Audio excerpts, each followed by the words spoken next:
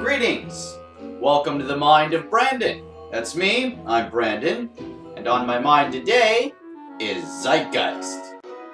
I think it's interesting that over a decade after Peter Joseph first uploaded the Zeitgeist movie to the internet, people are still coming onto YouTube to post videos and comments arguing with each other about the validity of the movie's content.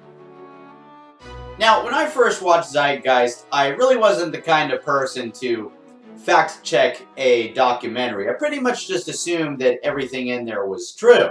Although I was a little bit confused when it said that the Egyptian god Horus was a sun god. I was pretty sure that the sun god of Egypt was Ra.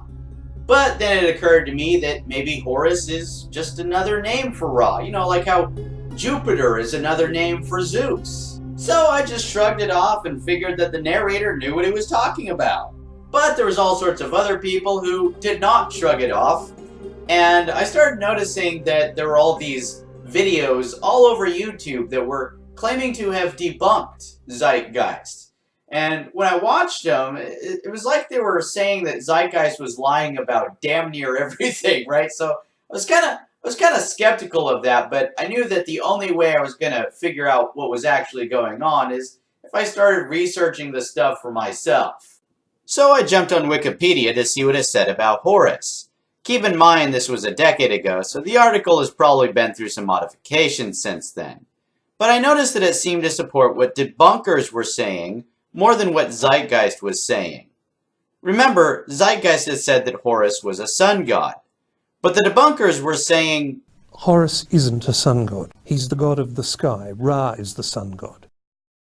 But I knew there was a good chance that neither Wikipedia or the debunkers were telling the full story. And it occurred to me that maybe there are different versions of Horus.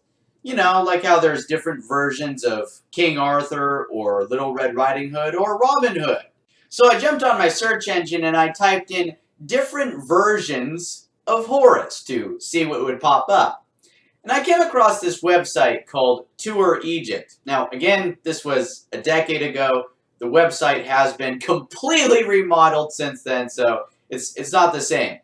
But when I was there a decade ago, it had a really thorough article about Horus. It had good scholarly references cited, and it did in fact confirm that there were different versions of Horus, and some of them were sun gods. Now, the good news is you don't have to take me at my word about the validity of the information on this extinct web article, because you can find the information elsewhere. Take, for example, The Ancient God Speak, A Guide to Egyptian Religion. This is an Oxford Press encyclopedia with over 50 scholarly contributions, and it's edited by the renowned Egyptologist Donald Redford. On a section on Horus, the Egyptologist Edmund Meltzer says, "The roles, local cult foundations, and titles or epithets of Horus are sometimes correlated with distinct or preferred forms in iconography. For example, the falcon-headed man, the winged disc, the child with a sidelock, sometimes in his mother's arms. Egyptologists, therefore, often speak of distinct, sometimes originally distinct, Horuses or Horus gods. Combinations, identifications, and differentiations were, however, possible for Horus, and they are complementary rather than antithetical. A judicious examination of the various Horuses and the sources relating to them supports the possibility that the roles in question are closely interrelated, and so they may be understood as different aspects or facets of the same divine persona." Later, he goes on to explain Horus the falcon was predominantly a sky god and a sun god.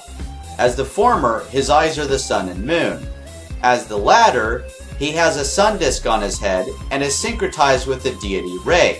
most often as Re-Harakti. In a section on Re and Re-Harakti, Egyptologist Maya Muller clarifies, Re is the sun god. His Egyptian name is usually written with the sun disk. He is often called Re-Harakti. Re is Horus of the horizon. Muller also goes on to say, from the beginning, the king appeared as a god and a human at once. His divine aspect was embodied in a falcon named Horus. In the 4th dynasty, the reigning king was called the son of Re, thus defining the relationship between pharaoh and sun god. A relationship was also established between the royal falcon and Re, by uniting both in the symbol of the winged sun disk. So, apparently when it occurred to me that Horus might be just another name for Ra, that actually wasn't too far off. So, just as the Greek and Roman gods will typically syncretize, that is apparently what happened with Ra and Horus. So, evidently, Zeitgeist was right. Horus was a sun god. These debunkers who are saying that Horus was not a sun god, well, they're wrong. In fact, in the words of Professor Glenn Holland, Horus's identity as sun god is his primary identity. But what about these parallels that Zeitgeist points out between Horus and Jesus? I mean, Zeitgeist says that Horus was born on December 25th. He was born of a virgin, crucified and resurrected, things like that. Is any of this true?